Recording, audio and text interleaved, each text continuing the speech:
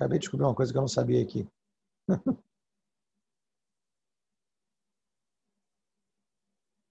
É, interessante. Ó. Tem maneiras diferentes aqui de passar, né?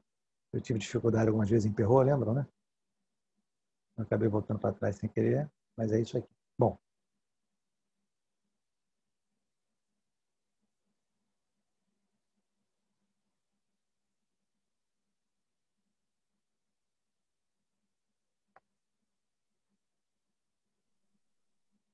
pessoal, são 9h53, tá? Estamos com 13 colegas. Vou admitir mais um aqui. Aí eu pergunto a vocês, para vocês me dizerem, pelo que vocês estão percebendo no WhatsApp, se mais gente vai se linkar a nós ou não. O que vocês estão achando? Quem pode me dar uma opinião aí, sem medo de qualquer retaliação? Estão aparecendo mais alguns.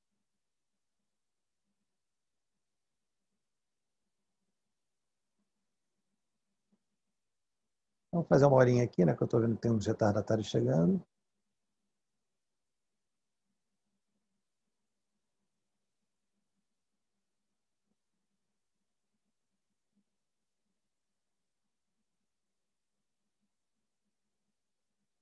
Estamos agora com 15 alunos, tá? Acompanhando. Estão me ouvindo, pessoal?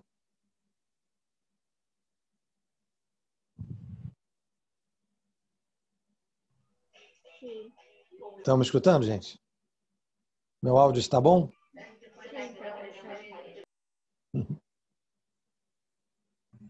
Sim, professor, tá direitinho. Tá bom, querido, só para saber. Mais gente vai entrar? O que você acha, querida? Admitiu o Fábio aqui agora. Ninguém falou nada no WhatsApp, não, professor. Então A eu vou gente começar, avisou. tá? Eu vou começar então, sim. Terrorismo, já vou começando, tá bom, gente? Então vamos lá. Nós, na semana passada, ó, discutimos sobre o sistema respiratório e explicamos, vocês acompanharam perfeitamente, a importância do ar entrar pelas vias aéreas superiores, passar pelo nariz, onde ele vai ser filtrado, aquecido, umidificado, e aí se dirigir através da faringe, passando pela nasofaringe, pela orofaringe, como a seta mostra aqui, ao invés de continuar descendo pela faringe, da orofaringe, seguindo essa seta preta, e ir em direção à laringe. Através da laringe, então, o ar vai chegar àquilo que nós vamos ver hoje. A traqueia e as divisões da traqueia, que vão resultar, no final, na formação do próprio órgão respiratório, que são os dois pulmões, ou dos próprios órgãos respiratórios, que são os dois pulmões. Nós comentamos que no momento em que o ar é eliminado, depois que nos pulmões houve a troca gasosa chamada hematose, depois que o gás carbônico do sangue foi liberado e o oxigênio foi inspirado, foi transferido para o interior dos vasos sanguíneos, então, na hora da expiração desse ar que vai estar rico em gás carbônico, é que se consegue produzir a voz no interior dessa região dilatada aqui, ó, das vias aéreas, logo acima da traqueia, e essa região é a laringe, que é muito importante por isso. Apesar dela ser dilatada, no seu diâmetro anterior-posterior, nós também comentamos que, se nós considerarmos um plano frontal, ela é a região mais estreita das vias aéreas. Então, parece ser dilatada, mas no fundo é a região mais estreita, porque, lembra disso, o espaço entre as pregas vocais é muito pequeno e que, se qualquer coisa, então, levar a um espessamento dos tecidos que revestem as vias aéreas internamente, o epitélio mucoso das vias aéreas, assim como é muito fácil a obstrução nasal por causa das conchas nasais ocupando muito espaço dentro da cavidade nasal, aqui também, entre as pregas vocais, como o espaço é muito pequeno, também é muito fácil que aconteça obstrução. Tá? Eu acho que essa ligação é minha. Deixa eu cancelar aqui.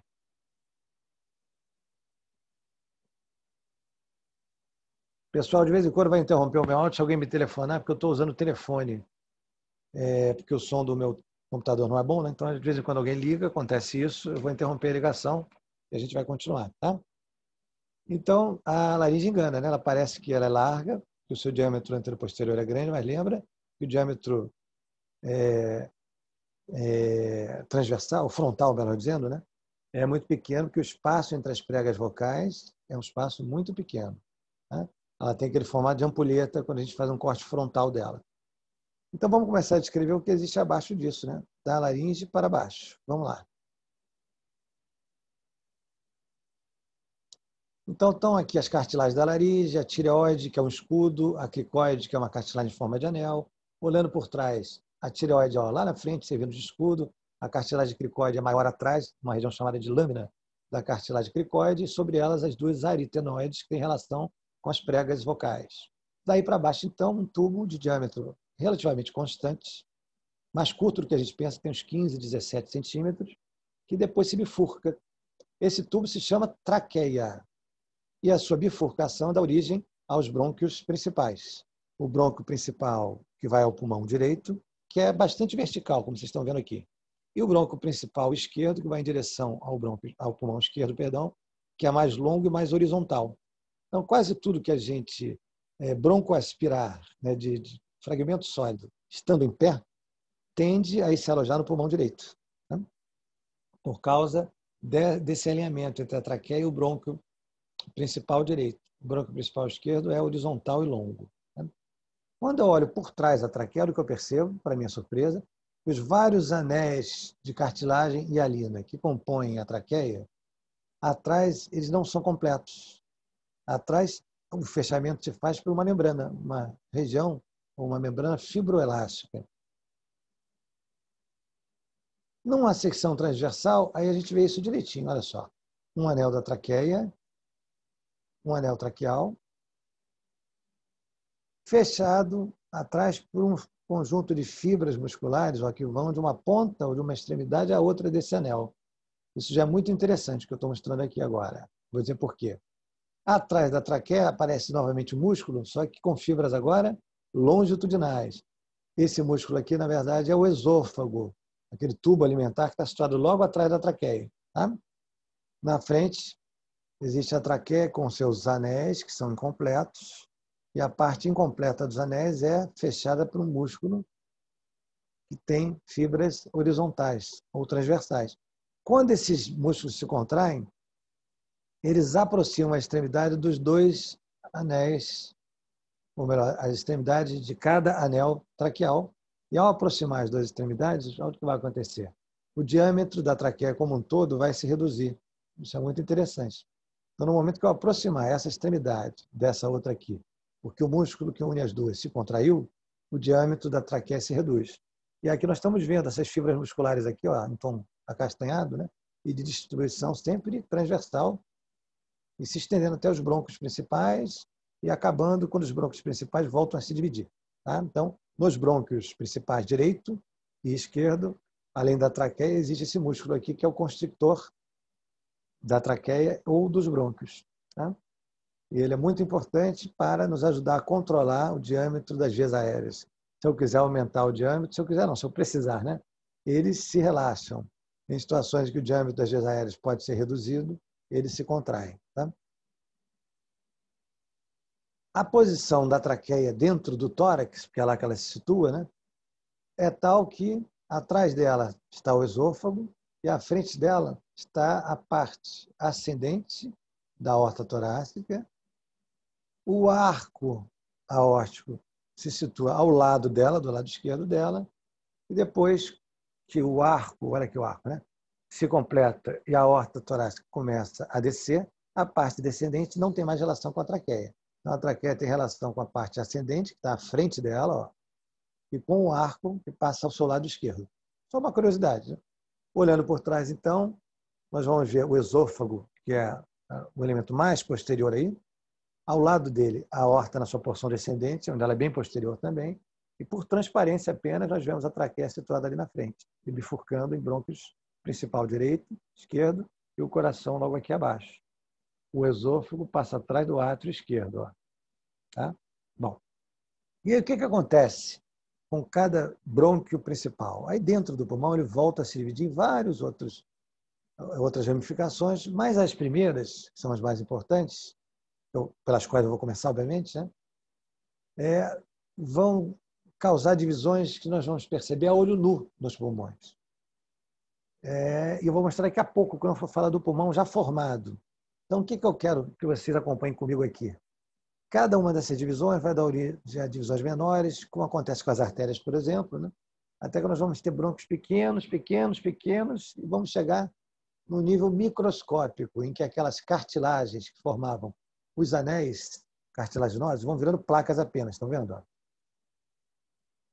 No momento em que não houver mais nenhuma placa articular, acabaram as articulações, desse momento em diante nós estamos nos bronquíolos. Essa é uma expressão muito usada, por isso que eu estou falando sobre isso com vocês, né? Então, bronquíolo são as ramificações finais dos brônquios, que começaram lá na traqueia, dando origem ao brônquio principal direito e esquerdo, né? E que vão se dividindo, dividindo, até a gente chegar num ponto em que não há mais cartilagem. Quando não houver mais cartilagem, estaremos nos bronquíolos. E, a partir de um determinado ponto, esse aqui embaixo, ó, nós vamos perceber que os bronquíolos que já não têm cartilagem começam a apresentar saculações. Então, vamos olhar essa imagem aqui, ampliada do lado direito. Aqui. Olha só. Então, nós estamos diante de um bronquíolo que não tem mais cartilagem, por isso que é bronquíolo, e ele dá origem a outros bronquíolos menores, onde já aparecem umas saculações arredondadas aqui. Ó. Essas saculações arredondadas é que são os alvéolos, que são permeáveis aos gases, ao oxigênio e ao gás carbônico. Então, a troca de gás carbônico e oxigênio, a hematose, se dá pela transferência desses gases que atravessam a parede dos alvéolos, que é permeável a esses gases. E à medida que nós vamos descendo nesse bronquíolo, ele vai sendo gradativamente mais ocupado por alvéolos, e no final não tem mais bronquíolo, só tem um saco de vários alvéolos aqui. A região dos bronquíolos que contém alvéolos, que já é capaz de fazer hematose, é chamada de bronquíolo respiratório, esse segmento aqui que eu estou mostrando. No final, quando não tem mais bronquíolo, só tem alvéolos, nós estamos diante dos sacos alveolares, parece um cacho de uva, né? Tá? Então, onde acontece a hematose? Acontece nos bronquíolos respiratórios, aqueles que têm alvéolos, e nos próprios sacos alveolares. Esse conjunto, formado pelos bronquíolos respiratórios e pelos sacos alveolares, ou seja, a região do pulmão que de fato é capaz de fazer hematose, esse conjunto que é microscópico, a gente só vai ver isso com auxílio de microscópio, é chamado de ácino, está escrito aqui, ó, ácino pulmonar. Tá bem? Então, acho que esse conceito de ácido pulmonar é importante porque vocês já entenderam, quando eu falei de circulação, que se a microcirculação, os capilares, não estiverem bem, não adianta as grandes artérias e as grandes veias estarem ótimas, o coração está ótimo, porque naquele tecido em que os capilares estão obstruídos, é como se não estivesse passando sangue, como se a gente não tivesse circulação. Apesar de ter um bom coração, boas artérias, boas veias, mas aqueles capilares ali especificamente estando mal, é o mesmo que não haver circulação sanguínea naquele tecido. Para a respiração vale a mesma coisa. Eu posso ter tudo em ótimas condições, mas se essa parte final, onde há os alvéolos, não estiver em condições ideais, se os alvéolos estiverem doentes, obstruídos, e não estiverem, portanto, fazendo a troca gasosa, a hematose, é como se tudo que eu expliquei antes não tivesse servido para nada, né? O nariz aquecendo, filtrando, modificando o ar, a própria laringe, que é capaz de emitir som, não perderia essa função, mas a função de hematose estaria perdida. Depende do ácino pulmonar, que é o conjunto do bronquíolo respiratório, que tem alvéolos, com os sacos alveolares, onde já não há mais brônquios, somente um conjunto de alvéolos. Tá? E essa imagem, então, agora associa as duas coisas, a microcirculação pulmonar ao ambiente onde as trocas, onde a hematose pode acontecer, ou seja, o ácido pulmonar. Então, nós estamos vendo aqui o mesmo ácido pulmonar com o bronquíolo respiratório, contendo alvéolos e os sacos alveolares abaixo. E estamos percebendo, né, que a artéria pulmonar, desenhada em azul de propósito, traz o sangue rico em gás carbônico para os alvéolos, olha só. Né?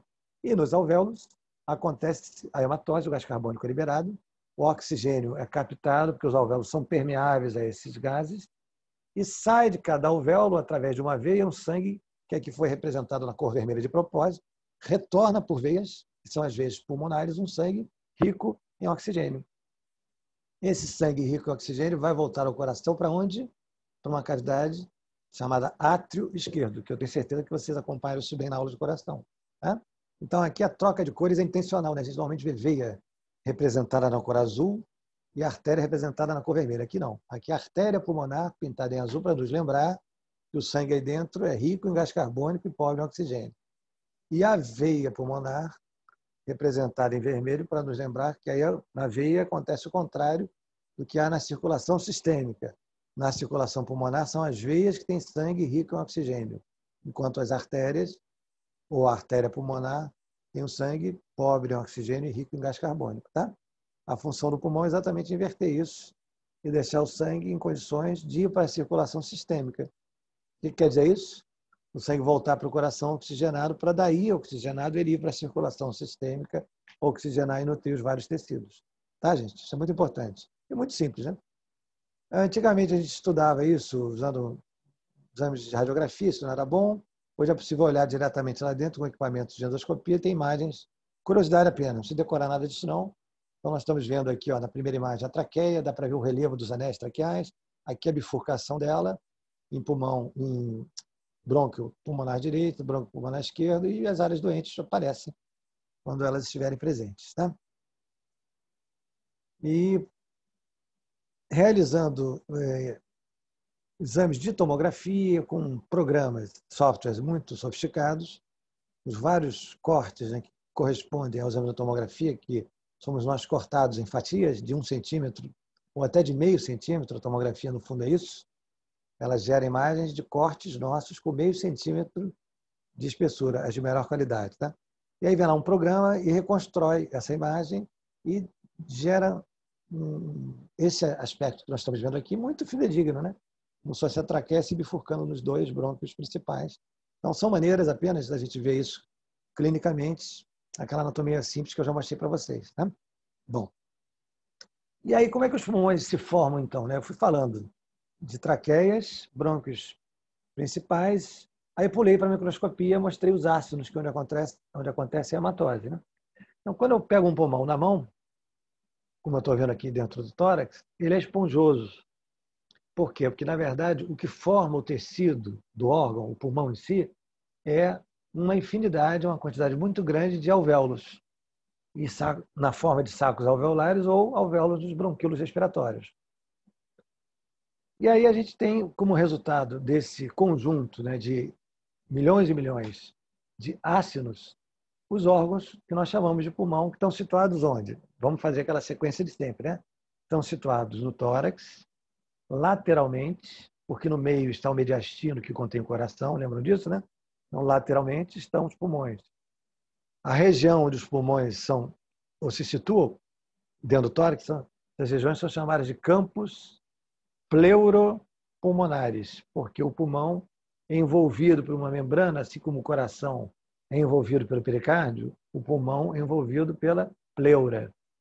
Então, a região ocupada pelos pulmões dentro do tórax é chamada de, são 2, né? Pulmões, então, 2 campos pleuropulmonares, é o nome disso. E aí, a gente olha o pulmão e já percebe que ele tem um envoltório fibroso, né, acinzentado, igualzinho ao pericárdio fibroso do coração. E depois eu vejo que se eu abrir uma janela nesse envoltório, eu observo o pulmão brilhante, exatamente como acontece com o coração. Lembra que o coração tinha 2 pericárdios, o fibroso e o seroso? O pericárdio fibroso era aquele mais resistente, mais externo. Aqui a pleura, o pulmão, perdão, é revestido externamente por algo muito equivalente ao pericárdio fibroso, chamado de fáscia por ser interna, torácica. Então, a fáscia que reveste o tórax internamente, ali onde estão os pulmões, não no meio, onde está o coração, lateralmente, onde estão os pulmões.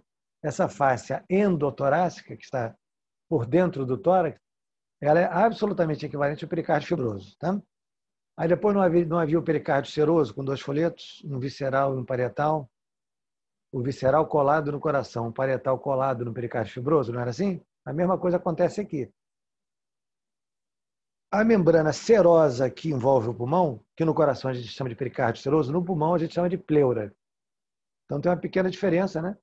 Que é a membrana mais externa se chama fáscia endotorácica, equivale análoga ao pericárdio fibroso. A membrana interna, que é análoga ao pericárdio seroso, se chama pleura.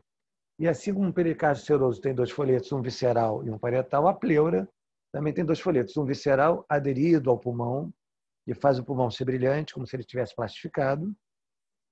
E um outro folheto, chamado de parietal, que está colado aqui, ó, na face endotorácica, por dentro dela. Igualzinho acontece, eu sei que vocês entenderam bem, com o pericárdio seroso. O folheto parietal dele é aderido ao pericárdio fibroso. O folheto visceral é aderido ao coração, que é a mesma coisa, a pleura. Folheto visceral aderido ao pulmão. Folheto parietal aderido à face endotorácica. Tá?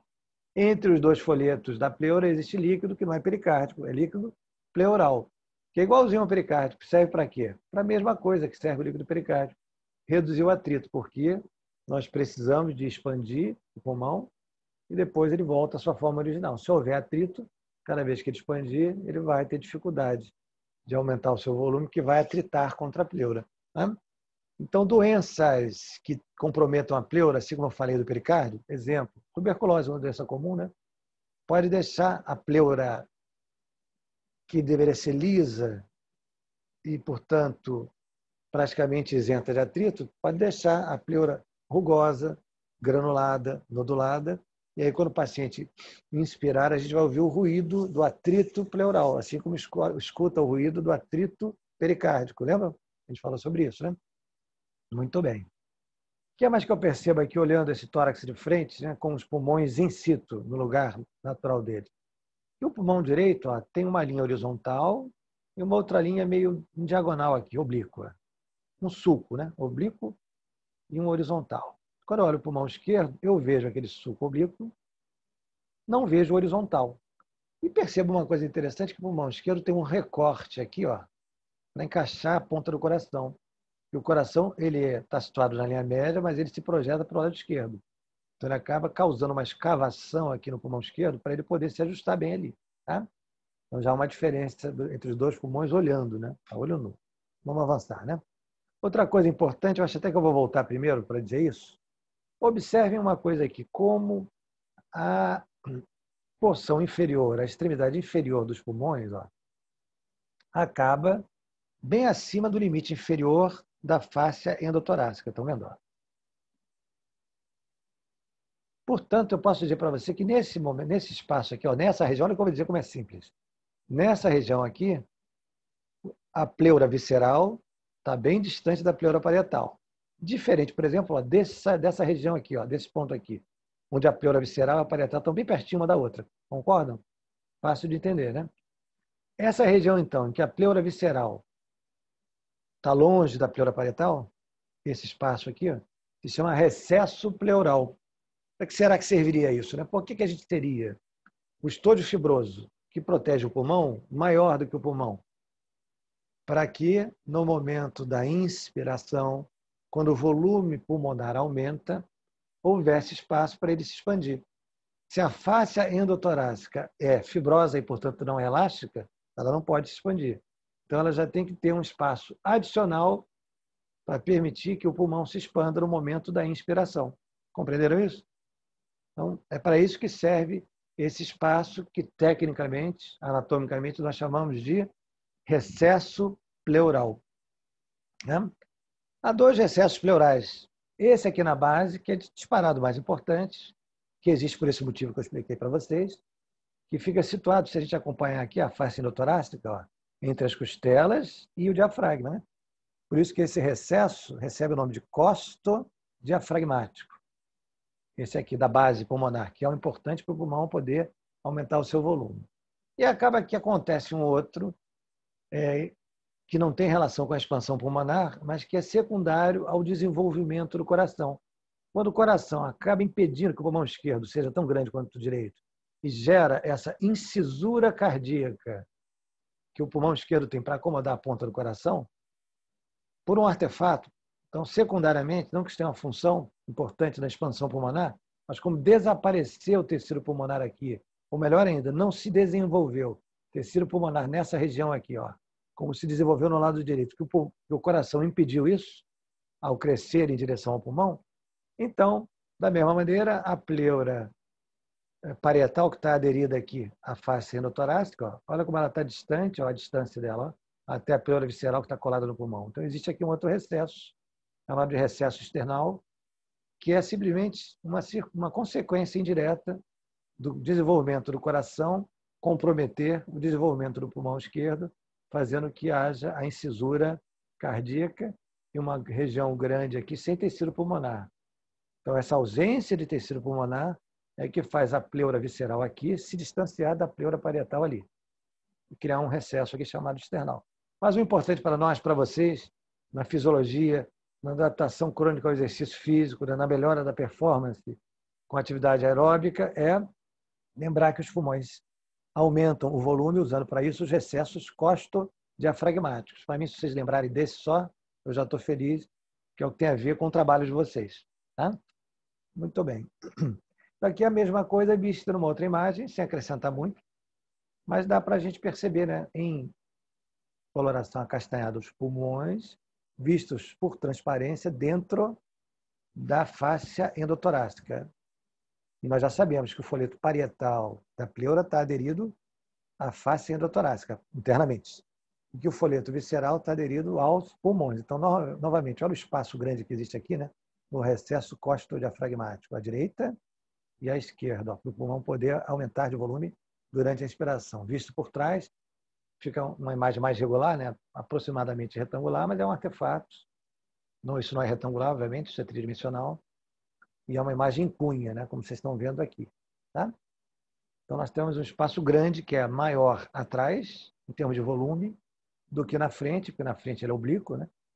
Esse espaço inteiro, circunferencial, contorna toda a base pulmonar ali, é o recesso costodiafragmático, é para aí que o pulmão aumenta de volume, ele desce na hora que ele infla. Tá?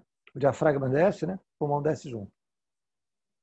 E aí, tracejado sobre a pele, para vocês terem uma ideia, né? Os pulmões direito e esquerdo, e em tracejado, as pleuras, ou folheto parietal das pleuras, que corresponde exatamente à projeção da face endotorácica, já que a pleura parietal fica aderida à face endotorácica por dentro. Novamente, pela frente e por trás, olha o espaço aqui atrás como é grande. Né? Bom, e de lado. Então, repetindo, né, a mesma coisa várias vezes, vocês não terem dificuldade, não terem que estudar isso depois. Ó. Aqui o recesso costodiafragmático, todinho aqui, entre o tracejado e a linha contínua em cima, visto agora em perfil. Portanto, quando a gente vai avaliar uma radiografia bem executada, onde o paciente inspirou profundamente e parou de respirar, entrou em apneia antes da imagem ser capturada, os pulmões inflados ocupam os recessos costodiafragmáticos. Então, o pulmão aumentou de volume e chegou até aqui embaixo. Eu vejo aqui essas ramificações, essas trabeculações brancas aqui, que são os vasos pulmonares, chegando até a periferia, né, para mostrar para mim que tem tecido pulmonar, vindo até o final do recesso costodiafragmático. O pulmão chega até aqui, numa inspiração profunda. Tá?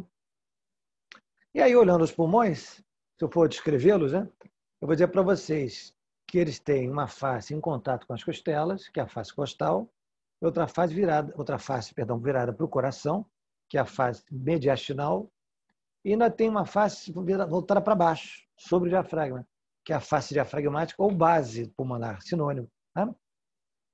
E aí, quando nós olhamos o pulmão direito e o esquerdo pela frente, a gente consegue perceber, né, a face costal deles, ou costo-external, que é convexa, claramente. Dá para ver até a impressão das costelas aqui, ó, né? Isso é uma peça retirada de um cadáver, onde já houve retração e essas impressões aparecem. E o que eu quero mostrar aqui, então, que os pulmões têm incisura oblíqua tanto no lado direito, no pulmão direito, quanto no pulmão esquerdo. Mas o pulmão direito tem mais uma incisura, chamada de incisura horizontal. Por isso, quando a gente apresenta o pulmão anatomicamente para vocês, a gente diz que o pulmão direito tem um lobo superior, um lobo médio e um lobo inferior. E agora eu vou dizer para vocês, vocês vão acreditar em mim, que o brônquio principal direito, que vai para o pulmão direito, ao entrar no pulmão direito, ele vai se dividir em uma ramificação para o lobo superior, chamado de brônquio lobar superior, outra para o lobo médio, chamado de brônquio lobar médio, e a terceira para o lobo inferior, chamada de brônquio lobar inferior. Aí o pulmão e o brônquio principal esquerdo, que vai para o pulmão esquerdo, como é que ele se comporta? Ele se divide apenas em dois brônquios lobares.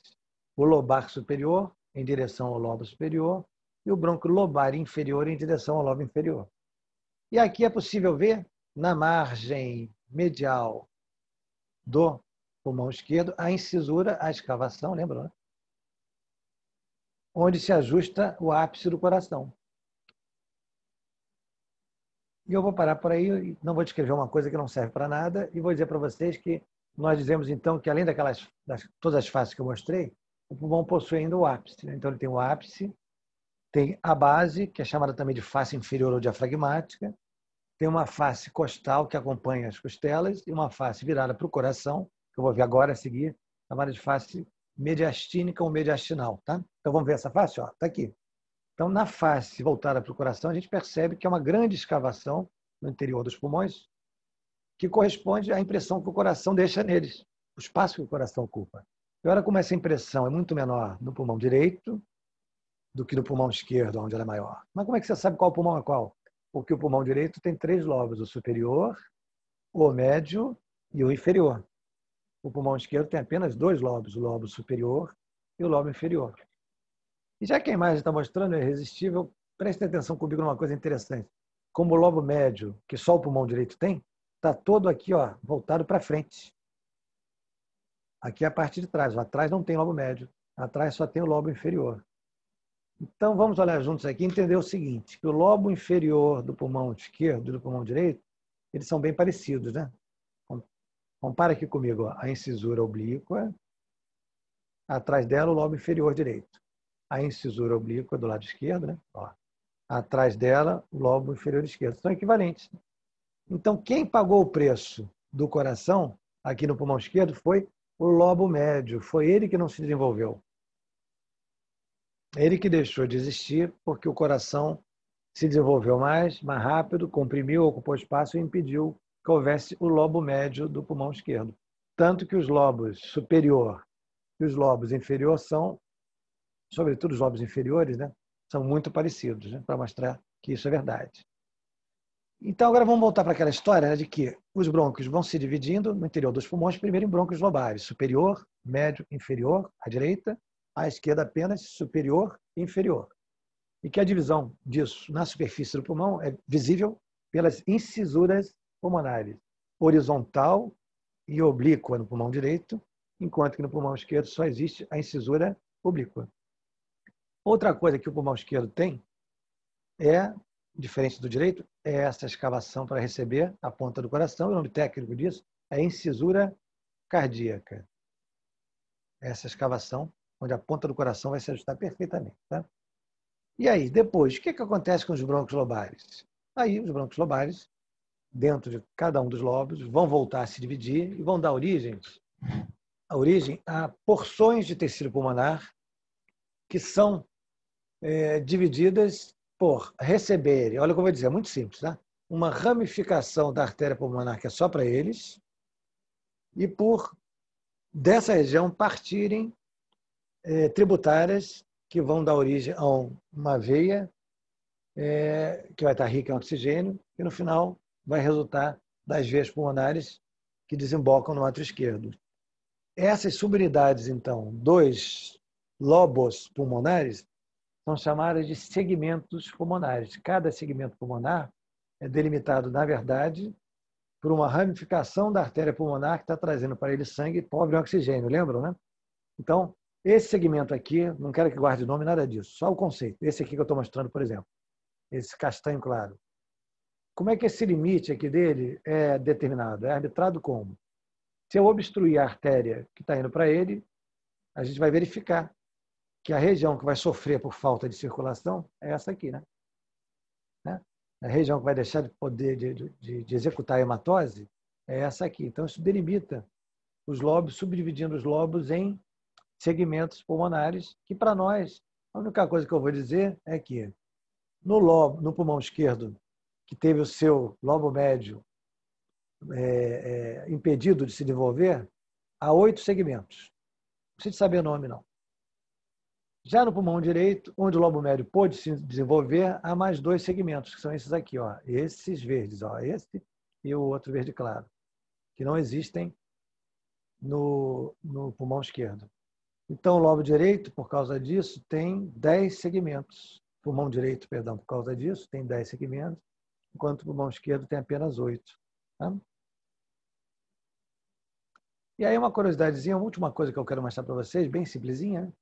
É que quando a gente vai auscultar o pulmão de alguém, se vocês trabalharem, né, em fisiologia do exercício junto com algum fisiologista, é muito possível que vocês tenham que fazer isso, assim como vocês vão verificar a pressão arterial, né? Então, eu queria que vocês lembrassem sempre que a gente só consegue auscultar o lobo médio do pulmão direito da frente. Lembra que eu mostrei para vocês que ele é todo anterior? Então, se a gente realizar a ausculta apenas atrás, olha só o desenho que dá para ver bem, né? Eu vou auscultar lobo superior e lobo inferior dos dois pulmões. Olha como são parecidos, ó, por trás, né?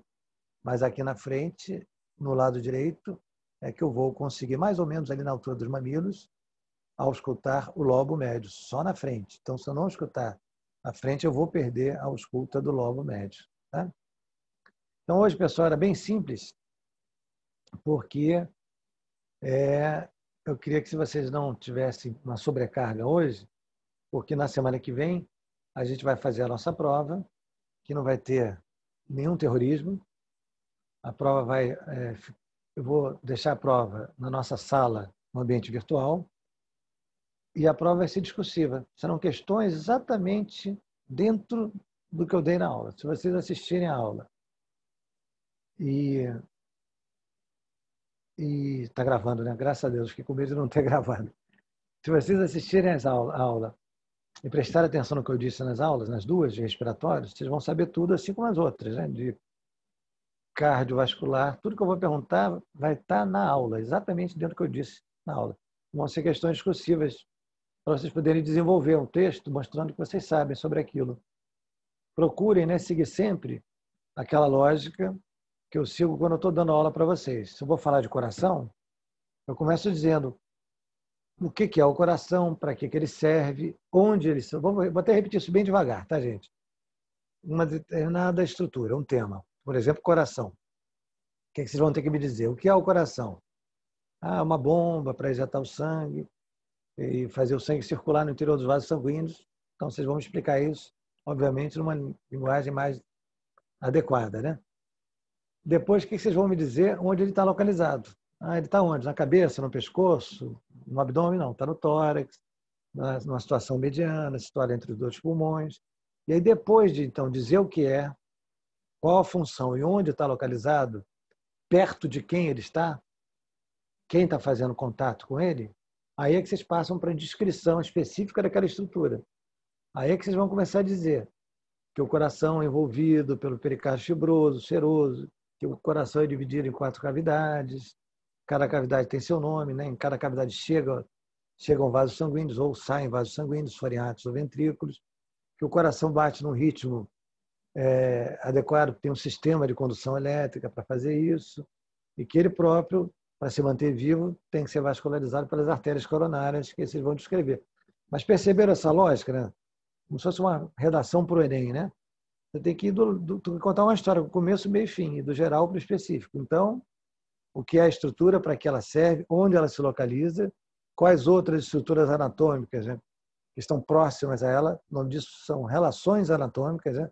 Quais relações anatômicas da estrutura que é a questão com outras que estão à volta dela, e, finalmente, a descrição propriamente da estrutura, sempre voltada para discutir a função. Né? Descrever uma coisa dizendo qual é. Ah, o ventrículo esquerdo é mais espesso.